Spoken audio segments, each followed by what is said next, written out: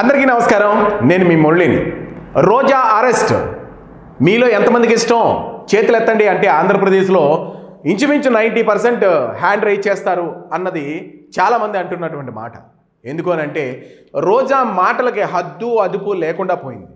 నిజంగా ప్రతి ఒక్కరిని కూడా వేలెత్తి చూపిస్తూ హేయమైన మాటతో మరి ఆ మాటలకి బూతులకి కొత్త డిక్షనరీలు రాయొచ్చు అన్న మాటలు కూడా వినబడ్డాయి.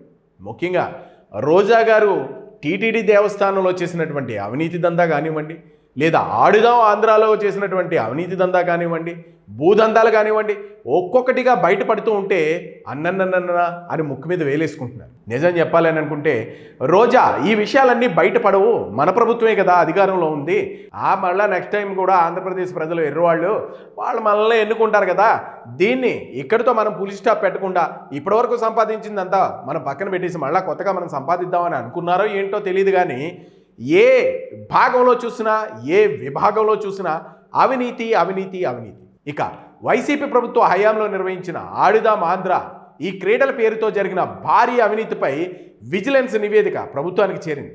మీరందరూ కూడా అవాకై ముక్కు మీద వేలేసుకుంటారు. దాదాపు 47 రోజుల పాటు నిర్వహించిన ఆడుదాం ఆంధ్ర ఈ క్రీడల పేరుతో భారీ ఎత్తున నిధుల దుర్వినియోగం జరిగిందట. అలాగని విజిలెన్స్ అండ్ ఎన్ఫోర్స్మెంట్ విభాగం కూడా గుర్తించింది.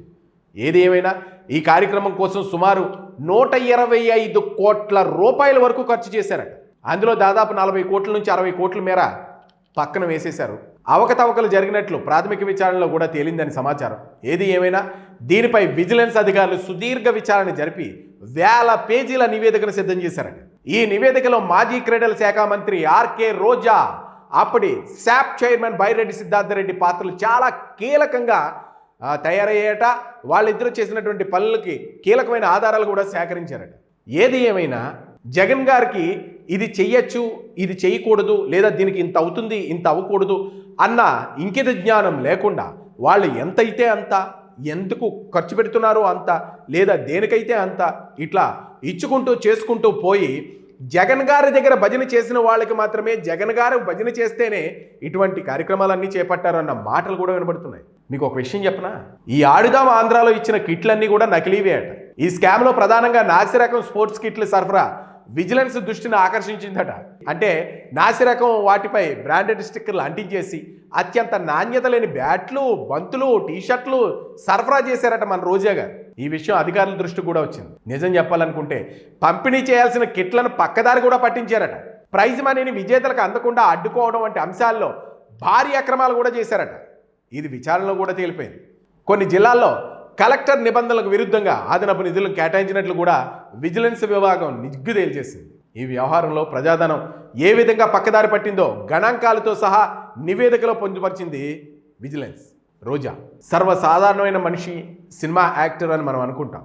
వైసీపీని షేక్ చేసి పాడేశారని మన ఇప్పుడు అధికారులు అయితే అంటున్నారు. ఒక్కొక్కటిగా బయటకు వస్తూ ఉంటే టీటీడీ దేవస్థానంలో విఐపీల టికెట్లు అమ్మడంలోనూ వాటిని పంచడంలోనూ అబ్బో ఆమెది అందివేసిన చెయ్యి. అదే ఇంచుమించు కొన్ని కోట్ల రూపాయలు ఉంటుందట. ఆమె ప్రతిరోజు ఆమె నియోజకవర్గం నుంచి కానివ్వండి, ఆమె పంపించిన వాళ్ళు కానివ్వండి, వాళ్ళకే విఐపి దర్శనం కేటాయించాలి అని అంటే రోజులో సగం సరిపోయేది అన్నట్టు మాటలు కూడా వినబడ్డాయి. రోజా ఇప్పుడు ఈ ఆడుదాం ఆంధ్రాలో చేసినటువంటి నాసిరకం కిట్ల పంపిణీల విషయానికి వస్తే ప్రతి ఒక్కరూ రోజా మొహం మీద ఉమ్మేస్తున్నారని మాట్లాడుతున్నారు. ఆడుదాం ఆంధ్ర అనే ఈ కార్యక్రమం ఆంధ్రప్రదేశ్ ప్రజలకు కాదు పెడతా, వైసీపీ కార్యకర్తలకు పెట్టారు. కేవలం ఆర్థిక పరమైన అవినీతి మాత్రమే కాకుండా క్రీడల స్ఫూర్తిని దెబ్బతీస్తూ వైసీపీ కార్యకర్తలను విజేతలుగా ఎంపిక చేశారట. అందులో మీరెళ్ళండి నేనెళ్ళండి, కానీ మనిద్దరం ఆడతాం. అల్టిమేట్గా విజేత ఎవరండి? వైసీపీ కార్యకర్త. ఆ కార్యకర్తని ఎంచుకుని మరి విజేతగా నిలబెట్టేవారు. మరి ఈ విషయం విజిలెన్స్ అధికారులను కూడా అవాక్కయ్యేటట్టు చేసింది. ఏది ఏమైనా అర్హులైన క్రీడాకారులకు అన్యాయం చేసి కేవలం రాజకీయ లబ్ధి కోసమే ఈ కార్యక్రమాన్ని వాడుకున్నారని విచారణలో కూడా తెలిసింది. కొత్త ప్రభుత్వం అధికారంలోకి రాకముందే కొందరు అధికారులు కంప్యూటర్ల సమాచారాన్ని డిలీట్ చేయడానికి ప్రయత్నించారని, అయినప్పటికీ అధికారులు రికార్డులను వెలికితీసి అవినీతి బాగోతాన్ని బట్టబయలు చేశారని సమాచారం. త్వరలో రోజా బైరెడ్లపై కేసులు కూడా పెడతారు. ప్రస్తుతం ఈ విజిలెన్స్ నివేదిక ప్రభుత్వం వద్ద ఉందట. దీన్ని ఆధారంగా మాజీ మంత్రి రోజా బైరెడ్డి సిద్ధార్థరెడ్డిపై చట్టపరమైన చర్యలు తీసుకుంటూ మరి కూటమి ముందుకు వెళ్ళేటట్టు ఏర్పాట్లు అయితే చేస్తుంది. త్వరలోనే ఈ కేసు ఏసీబీ లేదా సిఐడికి అప్పగించే అవకాశం ఉందని ప్రభుత్వ వర్గాలు చెబుతున్నాయి. ఒకవేళ విజిలెన్స్ సమర్పించిన ఆధారాలు పక్కాగా ఉంటే ఈ కేసులో అరెస్టులు తప్పవనే చర్చ కూడా కొనసాగుతుంది. ఈ రాజకీయ వర్గాల్లో ఇప్పుడు చాలా హాట్ టాపిక్ ఏంటి అని అంటే రోజా అరెస్ట్. ముఖ్యంగా ఇందులో 40 నుంచి 50 కోట్ల రూపాయలు అవినీతి జరిగిందనేసి విజిలెన్స్ అధికారులు తేల్చినటువంటి సందర్భం. ముఖ్యంగా దీని మీద 10,000 పేజీలకు పైగా ఉన్నటువంటి సుదీర్ఘ నివేదికలో ప్రతి రూపాయి లెక్కను అధికారులు పొందుపరచడం ఇప్పుడు వైసీపీ నేతల్లో ఆందోళన కలిగిస్తుంది. ఎప్పుడు అని ఎదురు చూస్తున్నటువంటి అధికారులు కూడా కరెక్ట్ అయిన సమయం మాకు వచ్చింది అని వాళ్ళు కూడా చాలా హుషారుగా పనిచేస్తున్నటువంటి సందర్భం కనబడుతుంది అని అంటున్నారు రాజకీయ నాయకులు. మరి కూటమి ప్రభుత్వం అధికారంలోకి వచ్చింది. ఇప్పుడు అధికారం మీద దృష్టి పెట్టి వాళ్ళు కూడా వైసీపీ ప్రభుత్వంలాగే చేస్తాము అని చేసి ఉంటే ఈపాటికి వైసీపీ నాయకుల్లో సగం మంది జైల్లోనే ఉండాల్సిన అవకాశం అయితే ఉండేది అని రాజకీయ విశ్లేషకులు అంటున్నమాట. అయితే ఈ ఆడుదాం ఆంధ్రాలో జరిగినటువంటి ఈ స్కామ్ అంతా ఇంత కాదు. తమ్ముడు బైరెడ్డి సిద్ధార్థరెడ్డి అక్క రోజా అక్క చేసినటువంటి ఈ స్కామ్ అబ్బో బాగుంది అని ఆంధ్ర ప్రజలు అవాక్ అవుతున్నటువంటి సందర్భం. ఏది ఏమైనా ఈ ఆడుదాం ఆంధ్రాలో అందరినీ ఆడించి ఫైనల్గా వాళ్ళు వైసీపీ కార్యకర్తని విజేతగా చూపించి మరి నగదుగా ఇచ్చేటటువంటి ధనాన్ని కూడా ఆ ప్రైజ్ మనీని కూడా పక్కదారిని పట్టించినటువంటి సందర్భాలు అయితే కనపడుతున్నాయి. ఏది ఏమైనా ఇక్కడ 40 నుంచి 50 కోట్ల అవినీతిమయం, అలాగే టీటీడీలో 40 నుంచి 50 కోట్ల రూపాయలు అవినీతిమయం. ఎక్కడ చూసినా రోజా అక్క కాలు పెడితే ఎన్నాలో ఐరన్ లెగ్ అనేవారు. ఇప్పుడు రోజా అక్క ఎక్కడ కాలు పెడితే అక్కడ మాత్రం స్కామ్.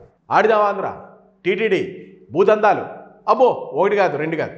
ఇంకా రోజా అక్కకి సంబంధించినటువంటి కేసులు 1 2 ఇంకా తవ్వే కొద్దీ లంకె బిందెల్లాగా బయటపడతాయని రాజకీయ విశ్లేషకులు అంటున్నటువంటి మాట. ఏది ఏమైనా ఇప్పుడు కూటమి ప్రభుత్వం అనేది ఎప్పుడు కూడా అభివృద్ధి మీద, అమరావతి మీద దృష్టి పెట్టింది. అమరావతిని ఇక శాశ్వత రాజధానిగా ప్రయత్నాలు అయితే మొదలుపెట్టింది. ఆ ప్రయత్నం పూర్తి అయిపోయింది కాబట్టి ఇప్పుడు రోజాక్క బైరెడ్డి సిద్ధార్థరెడ్డితో గేమ్ స్టార్ట్ చేసినటువంటి లోకేష్ రెడ్ బుక్ సాక్షిగా గేమ్ మొదలుపెట్టారు. ఈ గేమ్లో మామూలుగా ఉండదు. రోజా అక్క దబిడే అన్నటువంటి మాటలు తెలుగు తమ్ముళ్ళు అంటున్నారు. ముఖ్యంగా మనం మాట్లాడుకోవాల్సిన విషయం ఇంకొకటి ఉంది. రోజా ప్రతి ఒక్కరిని కూడా గిల్లి కజ్జం ఆడేటటువంటి మనస్తత్వం. ఒకప్పుడు తెలుగుదేశంలో ఉన్న అదే పరిస్థితి, వైసీపీలో ఉన్నటువంటి అదే పరిస్థితి.